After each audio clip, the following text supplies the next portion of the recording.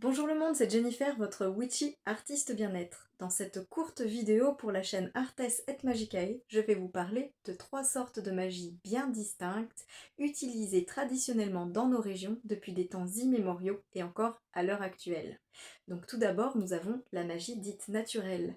Ensuite, nous avons la magie dite céleste. Et enfin, nous avons la magie dite divine.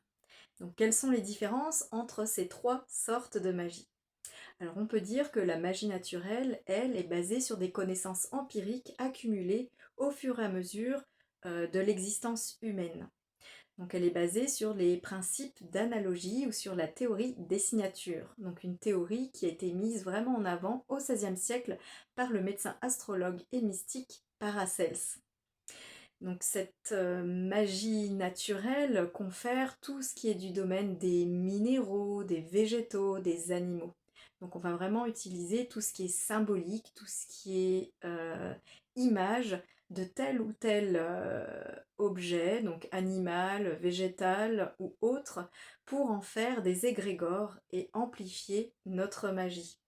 Donc cette magie, elle s'est vue rectifiée et partiellement remplacée au fur et à mesure du temps par les sciences naturelles, qui, elles, ont apporté de la précision à ces analogies et ces signatures. Ensuite, donc, nous avons la magie dite céleste. Donc une magie qui est basée sur des techniques et des savoirs sur les énergies stellaires, planétaires. Donc des énergies dont les lois ne peuvent être changées. Ce sont des lois inébranlables, des lois naturelles. Donc on va retrouver cette magie encore aujourd'hui, à l'heure actuelle, dans des domaines tels que l'agriculture biodynamique, le jardinage. Donc on va retrouver également cette magie céleste dans la pratique Wiccan ou dans la pratique de magie des campagnes, notamment quand on veut suivre les cycles de la lune, les cycles des planètes, etc. Et enfin, nous avons la magie dite divine ou théurgie. Donc c'est une magie beaucoup plus cérémonielle. Donc c'est une magie qui a pour but l'énosis.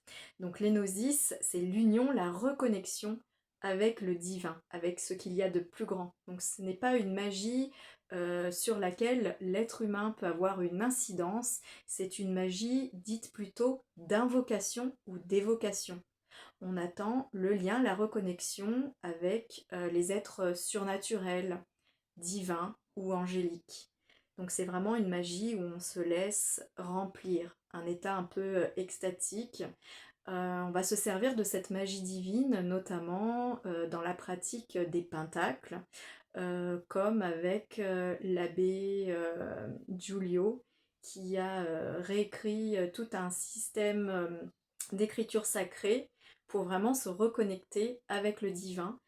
Et il a associé avec ses écritures sacrées des symboles représentant le monde angélique ou le monde du divin.